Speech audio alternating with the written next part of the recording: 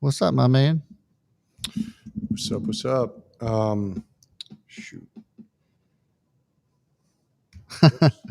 Don also said, "What's up? What's up? What's up, Don?"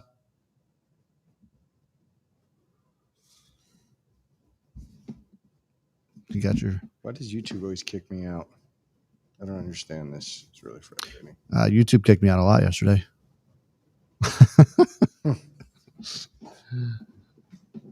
Oh man. Okay, yeah, I got it. All right. You ready to rock? Yeah. What's up, everybody? Welcome to Own the Chaos. My name is Brad. That is Fat Man Zoom. The stock market is crazy and chaotic. We made it our mission to help you guys own it. And Fat Man Zoom, it has been an interesting day. I was red, pretty deep in the red today, and then all of a sudden I just went real green. I don't even know what I am, but I feel like probably similarly. I was red in the morning, but I imagine I might be green as well. Oil leading the way for me. Hell yeah, man. Yeah, Before we get into the details, though, well, let's go ahead and hit everybody up with a starting five. Yeah, we have Savvy Money Show, Tracy H., Scott Sherwood, Parag Juneja. I'm pronouncing that wrong 100%. And Ayushid Dainese. Starting five, making it challenging today. Yeah, Don Fran's here early. Yeah. For the first time, my man showed up on time. Yes, he did. Yes, he did. Congratulations, Don, on your first time. Yeah, so you know what we haven't done in a while, and that is the thumbnail showdown. I was just about to go there. Yeah, so let's go ahead and do that. We will do camera 2, and that will be casino stock sell-off. All right, and there you go.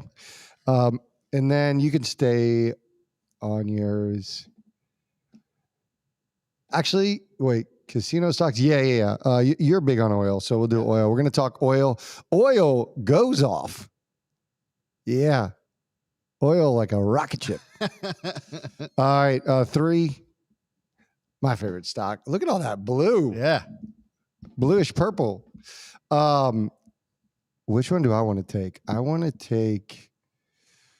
I'll take Crocs. Is Crocs, look at that beautiful shoe. Is Crocs the next big retail spot?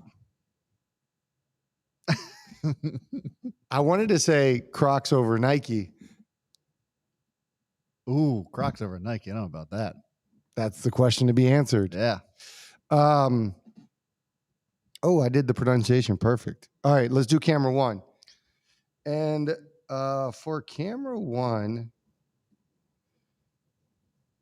we had one more, which was Kathy Wood sells 135 million worth of Tesla. What the hell are you thinking, Kathy? What the fuck? $500,000 Bitcoin call. Bitcoin to $500,000. 500,000. That's crazy. Yeah. Bitcoin. What's the face for that? I don't know.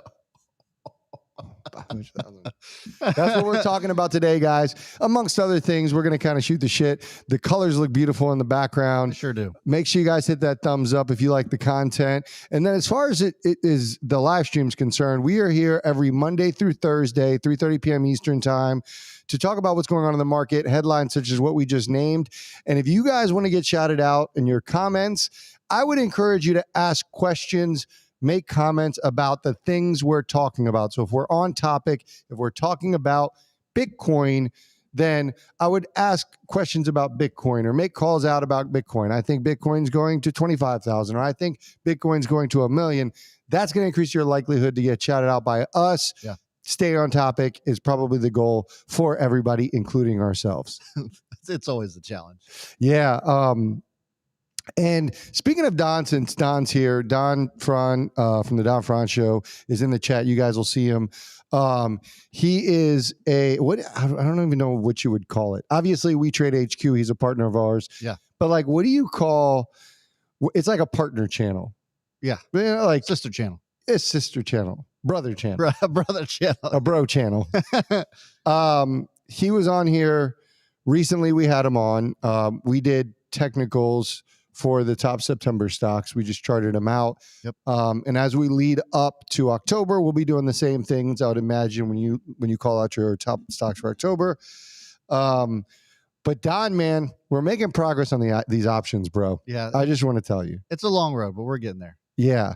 And so just to provide just a quick update, your Ford options are about to expire, right? Yes. And you're doing the wheel strategy. You sold puts on Ford. It looks like you're not going to be assigned because those are out of the money, but also, you're potentially thinking about getting into options after it expires. You were thinking about potentially either selling puts and continue the wheel strategy or leaps. Yes. Did you talk to Don yet? I have not talked to Don yet. Don, you're going to be getting a call soon. We briefly texted about my Ford calls or my Ford puts, but oh, really? But that's it. I am actually, so I've been doing the wheel strategy, Clover. I sold puts. Sorry, hold on. No. I sold calls because I already had a position in it. I have too many accounts to keep track of, but I'm about to add options to my two other accounts. So my main trading account, which has far more money, I'm about to trade options. Unfortunately, TD Ameritrade takes forever, bro. Yeah. You would think they'd want me to use my money. I'm surprised. Because Webull, it was a day. I set it up for E-Trade for my Roth, and it was a day. It was less than 24 hours. I would call him and ask him what the hell's going on.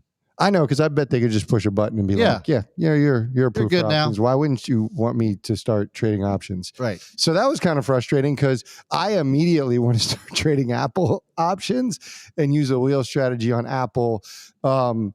So we'll see. Excited to tell you guys more about it, but we wanted to provide that brief update. So far, so good, though. I'd say it's nice to learn something new. I think I really like it, and I think it's going to be a welcome addition. But even if it didn't go well, it's nice to like sort of flex that part of the brain. It is. It's just it's fun because it's something different for me. Yeah, I'm up 82, almost 83% on those Ford puts. By the way, that's awesome. Yeah, pretty cool. Speaking of another option you have is Win. You ready to get right into it? Yeah, let's do it. Okay, so you got Win calls. And why did you do that? There was news out, basically tighter regulations around Macau. And for those that don't know, Macau is Las Vegas of the world. Yeah. Like for casino stocks, that's where you go. They generate more revenue than anywhere else, per capita for sure. But you have some players that are in that space, and Win is probably the most exposed. Well, there's news about tighter regulations potentially coming for Macau, and those casinos in Macau, largely you're thinking of really MGM and a Win. Win, you had mentioned in the watch list this morning that that essentially 40% of their revenue is in Macau. Yeah. And so the stock sold off. You decided to get into calls. Talk about that and talk about what your overall sentiments are as far as the casino stocks are concerned. So Don found out that I got into to call options on Win and had a little bit of a conniption, which, hey, listen, because I was a little bit too far out of the money, I think, for his liking. So I have 97.5 strike. They're November calls, though, so I got plenty of time to work with. And that was kind of like my own thought process. It was like, I'll get something out of the money just to see how it works, because I'm still trying to I'm one of those visual learners that, like, I have to screw it up to kind of learn from it. So all of the call options that I put in so far, I've played perfectly, and I know that's not supposed to happen. So I'm just waiting for me to make a big mistake on one of these before that happens. So I got in. We talked about the Airbnb calls that went beautifully. Put the stop in, got tripped, made money. This time around, I'm actually down on Win, around like $350 so far on these call options. But I just took the call options yesterday at 97.5. And I'll go ahead and share my screen with you just so you guys can see. They expire November 15th. But I was trying to take advantage of the overreaction because I did think that this was an overreaction. I mean, the stock came down 30% over 2 days Mhm. on the news. And so I thought that this could potentially be a really good opportunity to, take something out of the money, see some of the volatility and take advantage of some of the overreaction. And that was 100% the reason why I took calls here. I didn't take the shares only because I'm only risking $1,000 worth of. So that's the other thing. I'm risking small here. It's less than 1% of my account size. So this is something that I think that was just one of those things where you could see the risk there. I'm willing to lose $1,000 on this because I think that I'm actually going to end up being in the money on this. Yeah, and kudos to you, man. You have bigger balls than I do because I have no interest in yet going for the calls. Yeah. But I understand. But I do agree with the leverage perspective and getting options instead of just buying, shares. If your account can sustain 100 shares at $85, right? Yeah. But if but regardless, I do think that there's opportunities there. And these are the perfect opportunities we're talking about. And I'm going to use this opportunity to really look beyond just win for a second. But if you can pull up MGM, Yeah. and then we'll also look at Penn.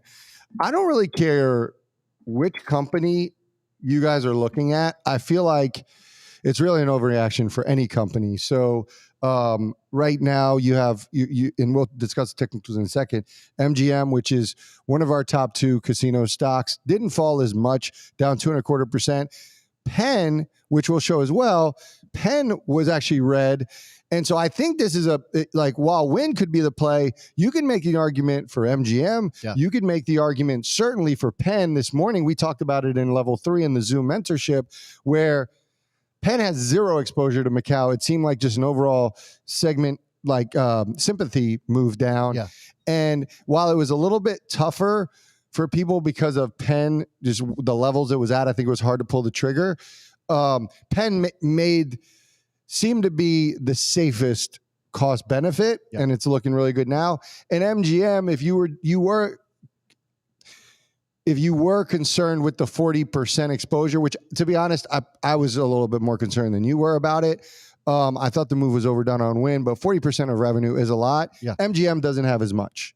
I don't know the exact number, but if I'm not mistaken, it's less than 20%, so less than half the exposure that Wynn does. So the point is there was opportunities there, and I think that there are still opportunities because this sort of it's not an investigation, but it's almost like a regulatory review. It's 45 days. So I think over the next 45 days, we're going to see fluctuations. Yeah.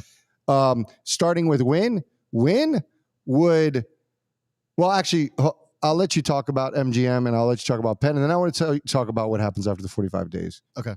So for MGM, yes, this actually, from a technical standpoint, the chart looks still beautiful. It's very much intact, held up over $40 a share. So even though we saw this correction, I think that could be a good opportunity to at least grab a starter, if nothing else. If you're already in, could be a good spot to even add to. But the fact that it's held there is actually really encouraging. But Penn also held that 50-day moving average beautifully, came down and touched it to the cent and bounce right off of it. It is up 2.5% here. And this was probably I think because of the exposure I already had to Penn, I wasn't, going to pay too much attention to it. So, but technically speaking, this looks beautiful. It bounced right off the 50-day moving average. And I think that this should go up from here because the reaction here, because of that news, made 0 sense. What is the 50-day moving average for people? 73.24 is the 50-day moving average for Penn.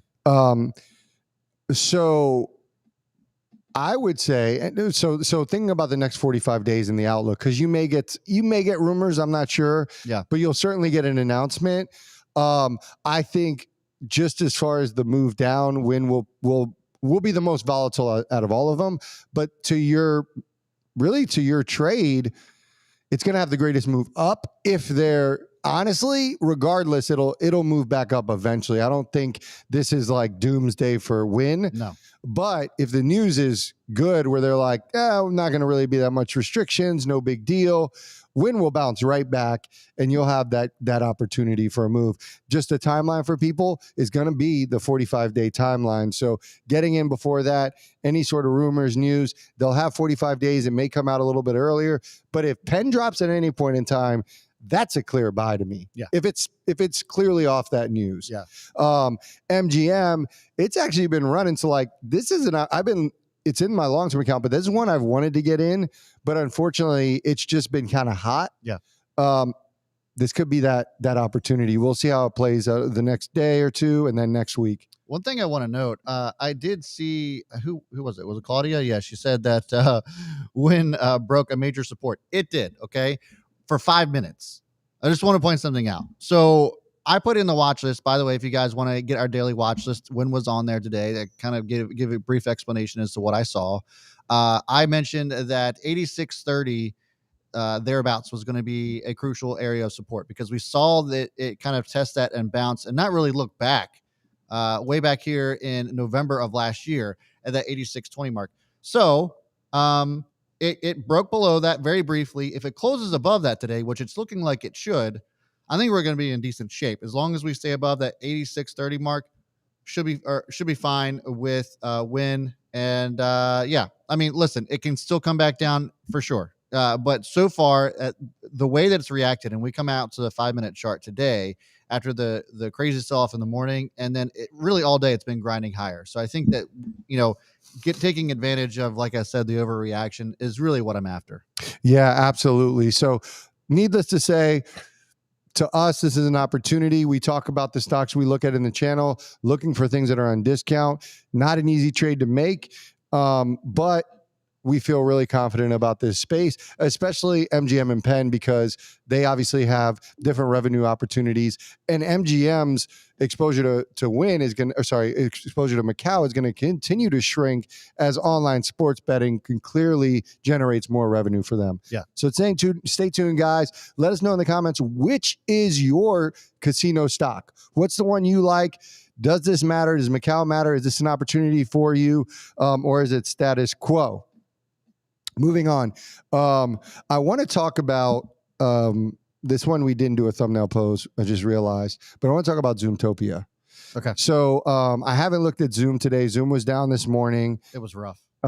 Yeah, 300 we were hoping it'd stay above. It clearly did not do that and is getting worse. But Zoomtopia is Zoom's their annual conference.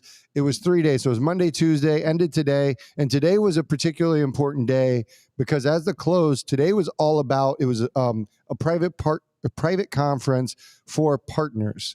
So there was no public access. And I'm interested right around now and even after close to hear things that come out of there, because from 12 to 2:30 Eastern time, they had this conference. The CEO was speaking, Eric Yuan. They had other speakers that really they billed as like surprise guests, but they were talking about the vision of the company, where it's going. Last year, we saw a nice move from Zoom.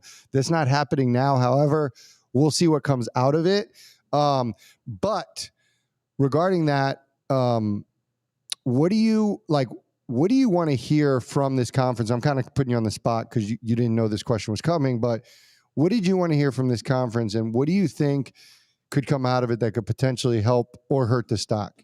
I think what I really want to hear is the growth story. Now, I don't want to hear that we're going to be seeing 400% year over year, just like we saw in 2020. But if the growth story is still there, that yes, we're not going to experience the kind of explosive growth that we saw during a pandemic when literally everybody was stuck at home. But we're still growing and we're capitalizing on some of the free services that we were giving to healthcare and schools and education.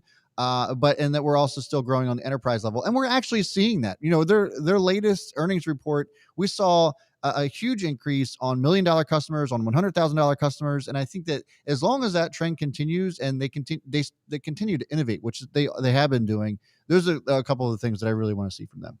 Yeah. And I will say, for those that may be a little bit frustrated by the stock and the stock going down, There hasn't really been anything released, so nobody's said anything yet. So that actually gives me a little bit of hope because we might start hearing things. But in regards to the future, let's remember it's not just sort of the video conferencing services. Their big thing is events. They're focusing on events, trying to generate revenue for that. So things like Zoomtopia, which is a virtual conference, events and conferences.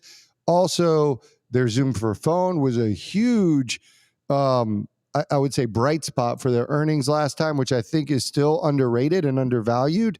And then lastly, their integrations in their apps, which I think is most likely what's going to come out of this, which may not move the needle, but it's all the integrations and the ecosystem they're trying to build. Kind of feels like Apple a little bit, but they're doing it through partnerships where they don't want to be just looked as a video conferencing platform. They want to be looked at as a business suite for services. Yeah. So they've had huge partnerships and huge integrations. However, what's the adoption like? What does that mean as far as their financial sheets? So we'll see what happens. Does not look good right now. But for you, where do you stand? What's your sentiment for the stock as it stands? Right now, I can't say that I'm very happy about it. The future long term, I still feel good about it. But right now, just technically speaking, in even the short to medium term, we've talked about their PE levels and that they're still sky high. And a lot of investors have questions as to whether or not they can grow into that. I still think they can, but it doesn't always matter what I think, right? I just looking at the chart, it doesn't look pretty. I think that there's a possibility that this comes down to at least retest the 275 area. So for those of you that are in a much higher, there could be a little bit more pain coming. It wouldn't surprise me though, Fat Man Zoom, to see it bounce off of these levels at 275. We've seen it do it before, and then it had a monster run to 400 yet again. So I think that, not all hope is lost, but there could be a little bit more pain coming for Zoom in the short term. Yeah, for sure. Maybe I'm just biased, and I really worry about bias as far as Zoom's concerned, but like, it's in your name. PE, do you really think like an 80 PE is that bad? Especially their growth? For a company that just barely got to net positive as far as operating is concerned. They blew past it. Yeah, I know. I'm just saying it's still early though. Yeah. And so, it's high. We have higher ones. Obviously, Tesla comes to mind, but I don't know. I still think that it's high when you compare it to some of the other tech stocks. I mean, Microsoft is trading at 23 times sales or forward earnings for next year. Yeah. And that's a $2.25 trillion market cap. So yeah. That's where because I'm not looking at it like as like Apple or Microsoft. Obviously, nobody's going to compare to that. That's why they're ridiculous market caps. But like, I'm looking at like the other stocks that are speculative growth, like Palantir, CrowdStrike. Like I put Zoom in that same bucket. Honestly, a little bit more, but like ChargePoint, stuff like that. Obviously, Tesla is a different monster, but the reality is like that's the bear case for Tesla as well. Yeah. So we'll see. But the growth perspective. Sorry, go ahead. What is Palantir's PE? Do you know that? No, I do not. I'm gonna look it up right now. So the reality is it's like, oh, they're up 3%. Hey, Palantir's been moving. Oh, we don't have a PE for them because they're not net positive yet. But I'd have to calculate it out, but it's probably pretty high. Yeah.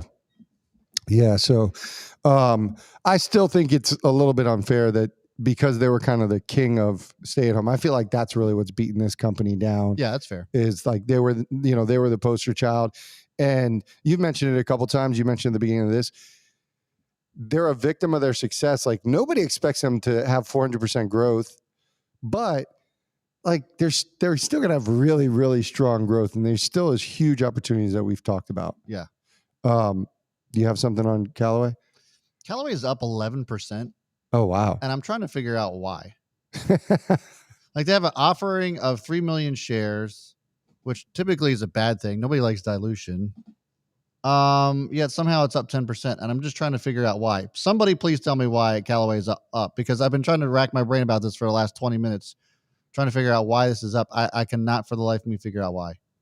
It's very rare you see a stock go up on an offering like this, unless they're using the money to buy something really awesome. I don't know. Yeah, I'm looking at Twitter, and it doesn't have anything. Look at this on the daily. It's a straight up boner candle on this thing. We haven't seen a move like this in some time for Callaway. Look at that 5-minute chart. It just keeps ripping right into the close. We got 5 minutes before the close, and it's just done nothing but go up all day. Yeah, nothing.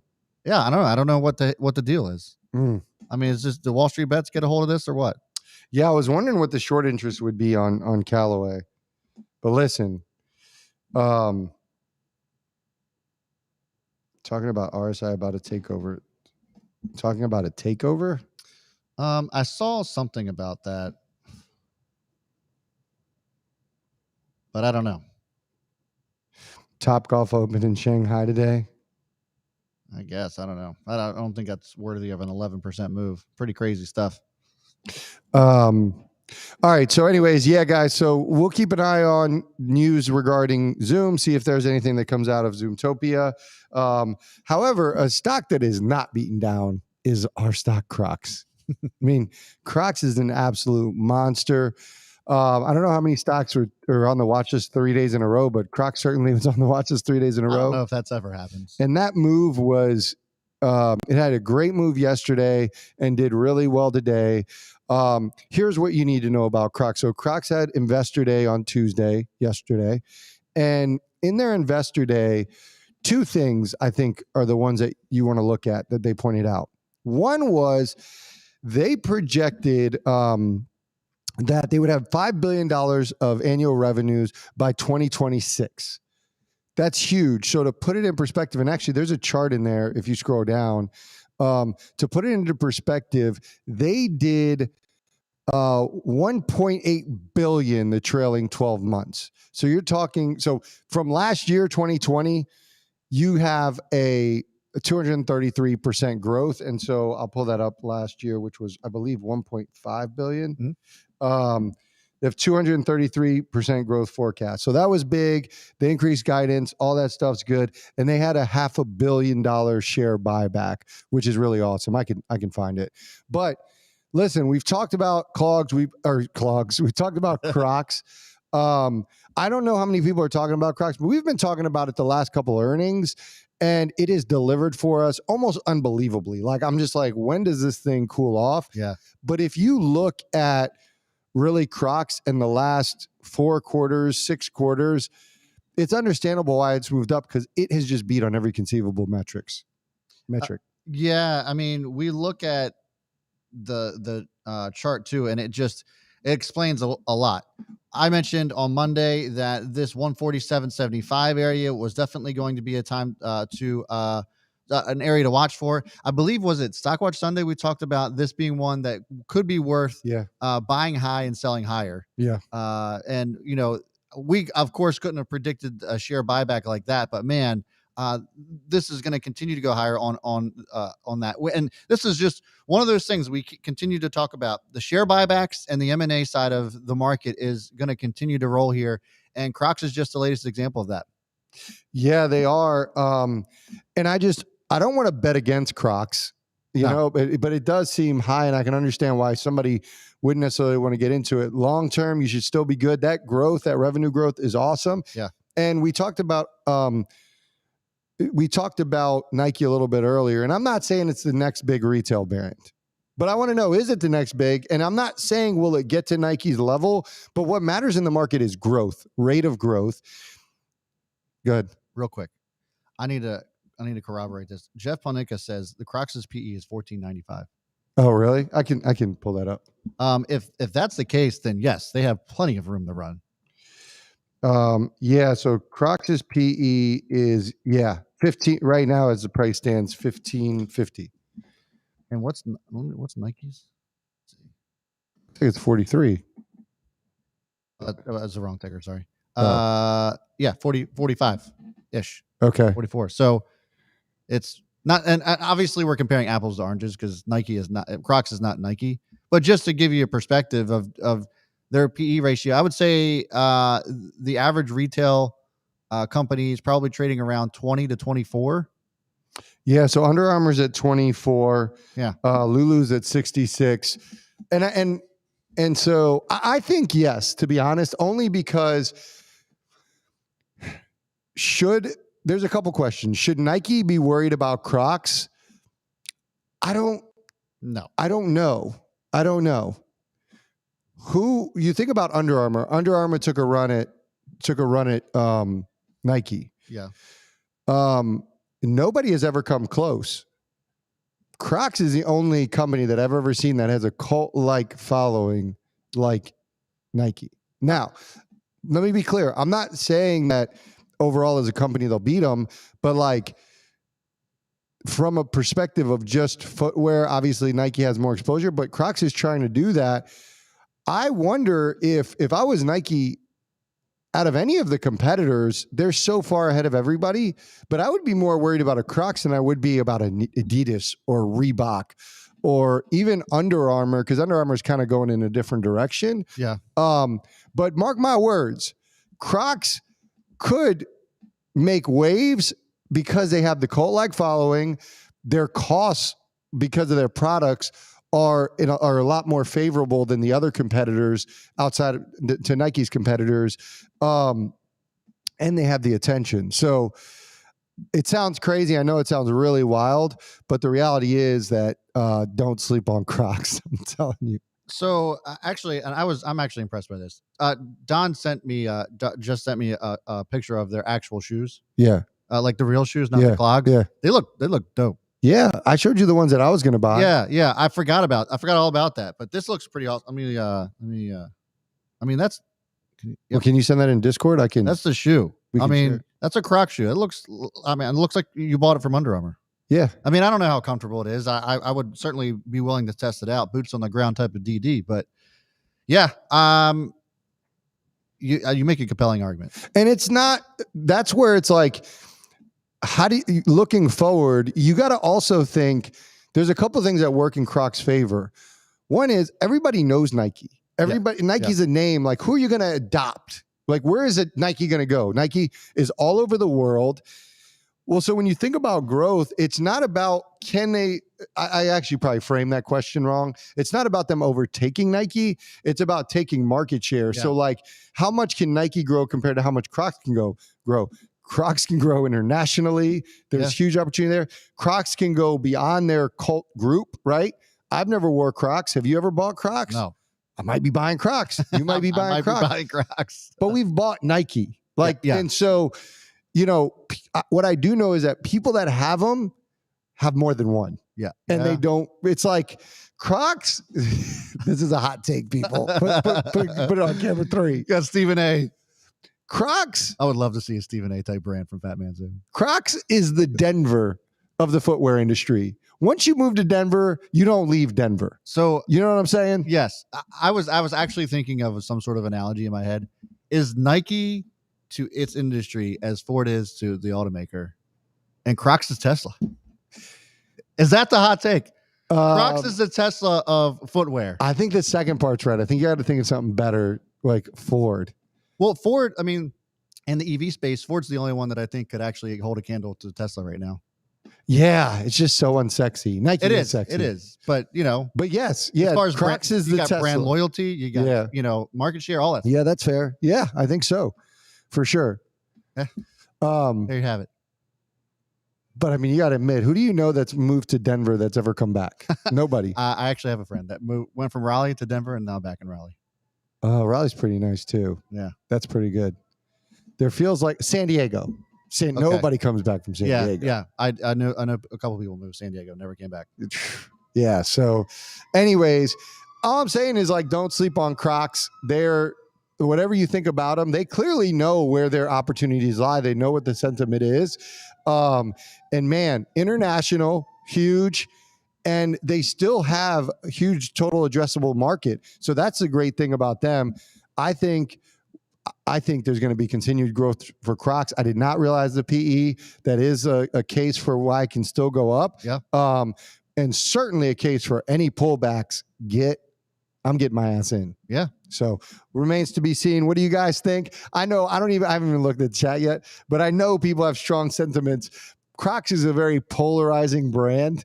And so whenever we talk about Crocs, I know some things come up. Yeah. Nike buy Crocs. Maybe. No, I don't know about that. Yeah, that's a different. I can see Under Armour buy Crocs before Nike. I could see that. Just because they're going towards the more casual, whatever. Yeah, athleisure. I don't know what the market cap is on Crocs, but yeah, I mean, we said, the market cap. Oh yeah, I don't remember what the market cap is. Yeah, so Crocs' market cap is 10 billion. It'd probably be a little too pricey for what they would have to pay. Crocs easy flip on and off plus lightweight. 10 billion's not that much. I mean, Square paid 30 billion for Afterpay. Well, you're not paying the actual market cap. You got to pay a multiple. I know, yeah. So, I mean, I guess you could, but like if 2026 is if they have not even 2 billion of revenue and you have to pay 7 times multiple, 70 billion. I mean, it's possible for sure. It's definitely possible. I want to just talk about the market close before we get on the next topic. So the market's closed. If you want to give a little update. Yeah. So market is closed. We got 75 of you guys hanging in here with 32 likes, which is kind of usually, which is weak sauce. I know that Fat Man Zoom's been out of town. I've been out of town, all that good stuff. But it's time to get the likes back on this train. So let's get it up to at least 50. There's 75 of you here. I'm sure we'll probably see some more folks. Let's try to get to 50 likes. If you guys wouldn't mind hitting that thumbs up, we certainly would appreciate it. Right now, the markets are closed. What a crazy day. This morning, everything kind of looked bleak. Things were up pre-market. Then everything sold off pre-market. The Dow gave back. I don't know. It was down around 200 points, I thought, at one point. Right now, the S&P closed the day up 1%, 37.65. The Dow's up 236, around 0.7%, and the Nasdaq's up around 1%, 123 points. Solid day. I want to leverage the crew really quick. As you were speaking, I thought of a good idea.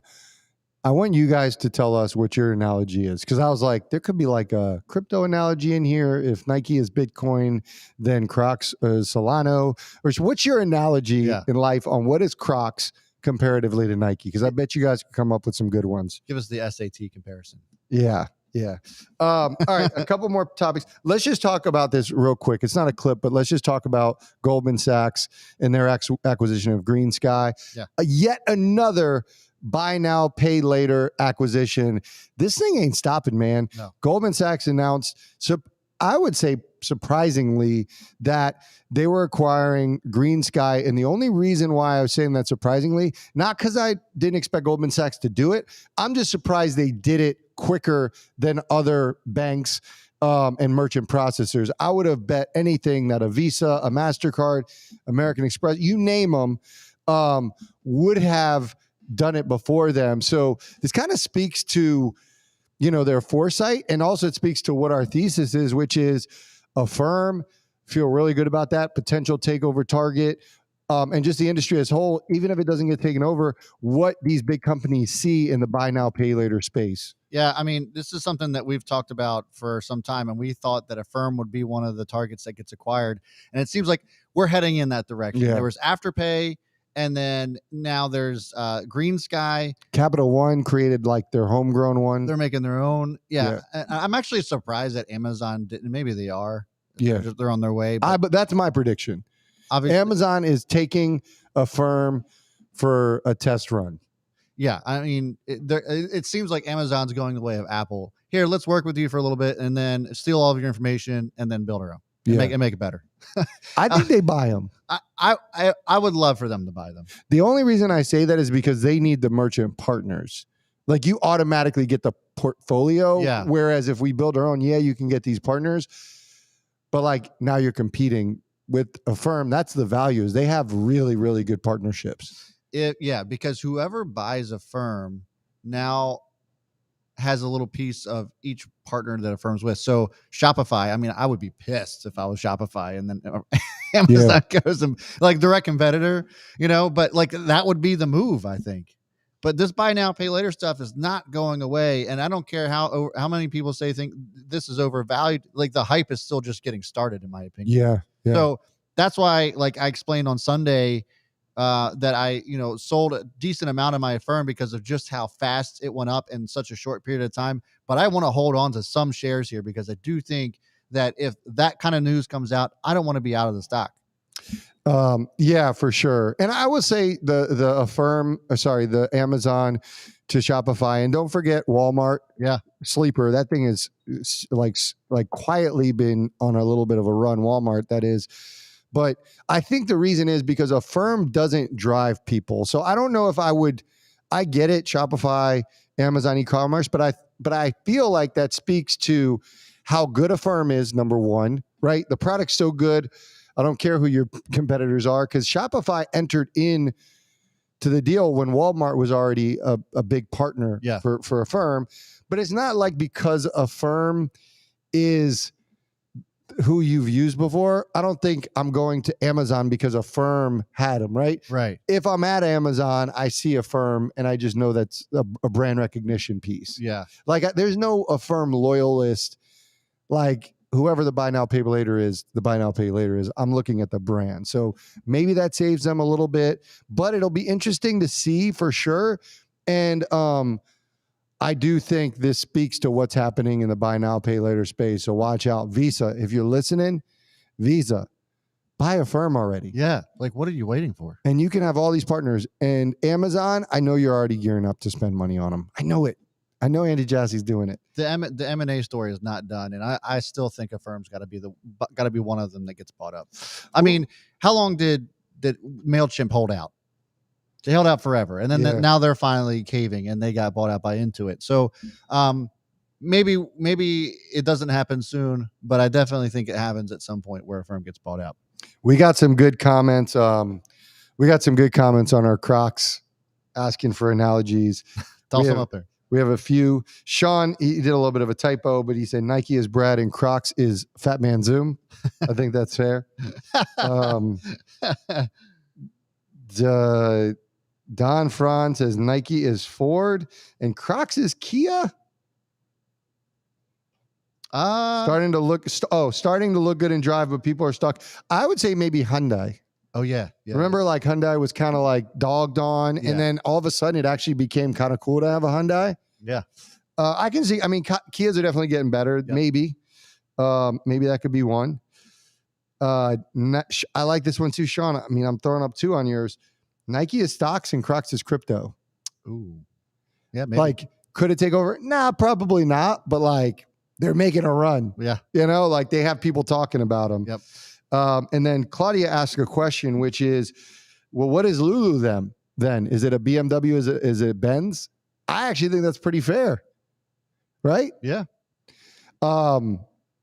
So all good stuff. Like, that would make sense, because nobody wants to be caught dead walking around in Crocs still. At least the clogs. And nobody really wants to be seen driving around in a Kia. Yeah. At least the old Kias anyway. I know that they've come a long way, or the old Hyundais. Yeah. Yeah, so we'll see. Don said Kia is Hyundai. I was just talking about the actual cars, the specific I didn't cars. think they were. Oh, I don't know. I thought Hyundai and Kia were separate. I did too, but they're both South Korean. But that's not my lane. So Kia is more close. They have a bunch of partnerships with Honda, but Hyundai does not. So okay, I don't know. Hey, I got the flip flops, but sure. these are the Under Armour flip flops. Project Rock. I mean, everybody's talking about these flip flops. Is this something we need to get? I'll buy. I actually need new flip flops anyway. Yeah, everybody's like everybody. There's two people. Two people said it, but the way they said it was with such conviction. Yeah, like you have to buy these. Yeah, I'll buy two pair. F it. I'll get the clogs. I'll get some. I'll get those cowboy boot clogs. Is Nike iPhone and Crocs Android? Yeah. See what you did there. All I hear is I need some. That's it. It's settled. We're gonna buy Crocs, guys. Stay tuned. Flip flops. I'm buying both. I'm buying flip flops, and I'm buying the original ones that I talked about getting after earnings. So there's that. As we wind down, I do want to get last topic, and we'll save the Kathy Wood. Actually, we can talk about them both because they're pretty quick. I just want to talk about oil. Oil went off. Yes. Off. And shout out to you because you actually talked about this earlier in the week. Stockwatch Sunday, you might have said something, but I know for sure on Monday you had Marathon Oil on the list. Marathon Oil was a big winner today. OIH, a regular daily watch list candidate. I'm in BP and Marathon Oil, so BP actually did well. What happened today?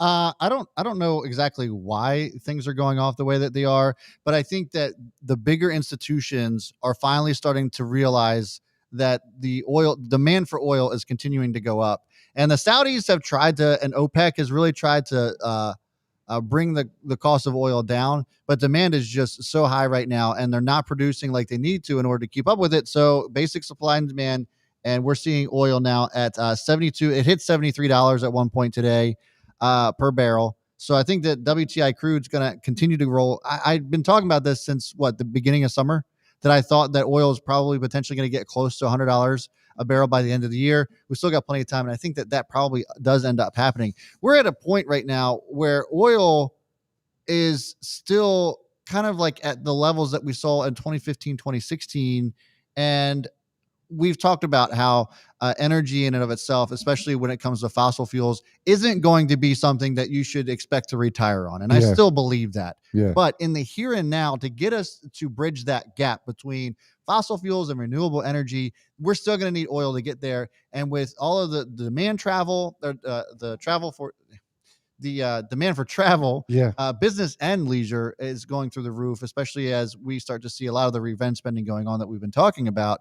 I think that this spells and the infrastructure bill, all that stuff. I think oil still goes higher from here. It's been really frustrating because we've been waiting for this move, and I feel like we've gotten a couple fake outs. Yeah. Talk about Marathon's technical really quick and pull it up. And as you pull it up, I just want to know, like, what are we looking at technically? We talked about a little bit about a level 3, but do you think this is where we finally get that move? I do, and I put this on the watch list for those of you who are not familiar with our watch list. We do put out a watch list every single day before the market opens. And I mentioned in the watch list on Monday that if we got up over 1250 on Marathon Oil, this should probably accelerate. We should see a continued move from here because it's been lagging the rest of the market. And that's the same thing with OIH. These companies have been lagging the price of oil, and at some point they're going to catch up.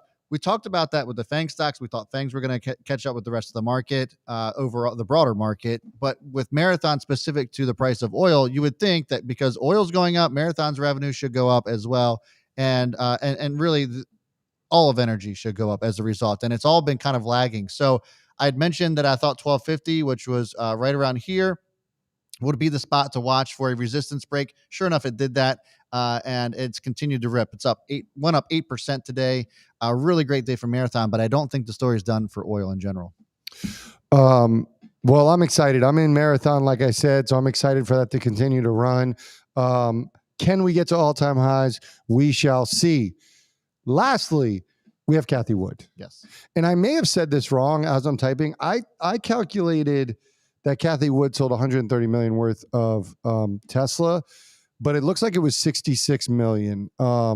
And so I didn't know how 180,000 shares was 66 million. But as I'm looking at other articles, they say 66 million. Here's what you need to know. She sold a shit ton of Tesla, more than any of us have. And I know that, we've talked about this in the past, but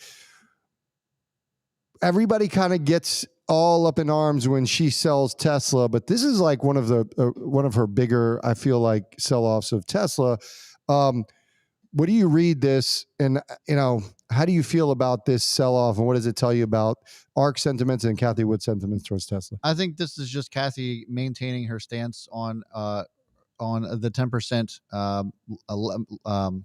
exposure to Tesla in the portfolio. So this is just her trimming it down and keeping that exposure. I don't think there's anything that you have to read too much more into with this move. She always keeps a specific amount of allocation to the ARK ETF that has Tesla in it. It's still her largest position by a long shot. Yeah. So I think that this is kind of like a nothing burger, in my opinion. I don't think there's anything that anybody needs to worry about as far as Cathie Wood selling Tesla, because this isn't the first time she's done this. Well, yeah, and Seeking Alpha also mentioned that the sell-off was on the same day that UPath had released their quarterly results, and so it was in response to sharp sell off that Path had. Yeah. And so again, that makes sense. That's no different than us. I mean, we could be bullish on Tesla, but not be in Tesla or not have a huge exposure to Tesla.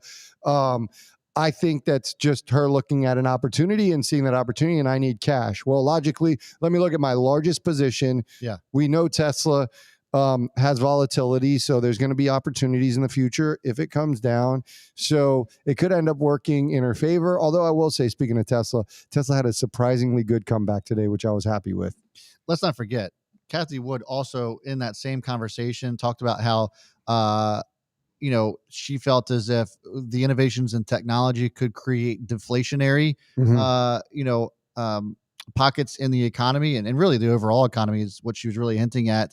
And that she gave price targets for Tesla. She maintains that at $3,000 a share. Yeah.